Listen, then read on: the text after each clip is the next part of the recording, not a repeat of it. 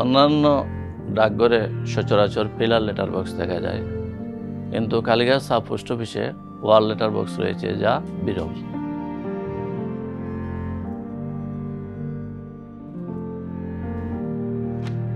এই লেটার বক্সটি ওয়াল letter box.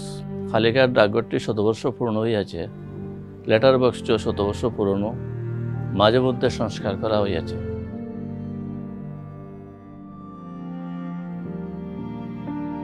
Kalighat ডাকঘরটি 101 বছরের পুরনো।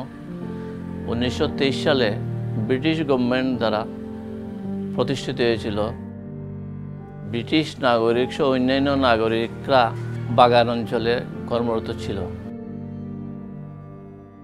তাদের সুবিধার জন্য ও চিঠিপত্র লেনদেনের জন্য অফিসটি প্রতিষ্ঠা করা হয়েছিল।